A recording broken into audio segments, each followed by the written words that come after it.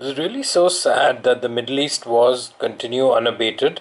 And here in this report from Pakistani newspaper Dawn, we see this that 13 million children denied education by Middle East wars. This is what the UN is proclaiming.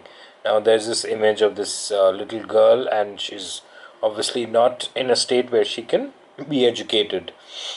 The school itself would have crumbled. Now, this against the backdrop of Aylan Kurdi, this poor little Syrian boy whose body was found on the beach off Turkey.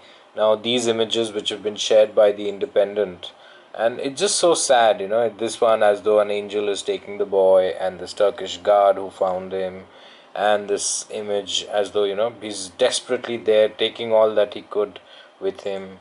It's just sad. And now when we juxtapose that against this fact that as many as 13 million children, and just above you can see that UNICEF says more than 8,850 schools are no longer usable due to violence.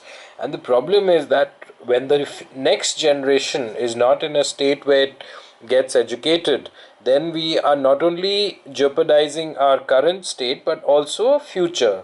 So that's again a very big problem, and therefore I think the urgent requirement, more than resolving the whole migrant issue, is to try and resolve the situation in the Middle East itself.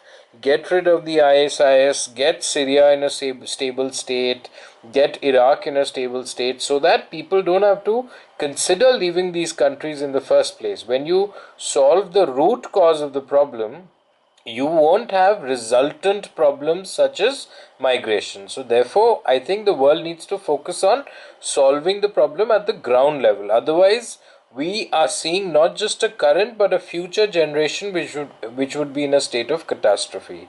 That would be really, really sad. So, remember, keep these statistics in mind. 13 million children, that's a very large number. We are looking at a very vast generation which would be denied education. That's just far wrong. And these children are in no way responsible for these wars. These adult people need to realize that these wars are mindless, senseless, and that's when we can have a better future for these people.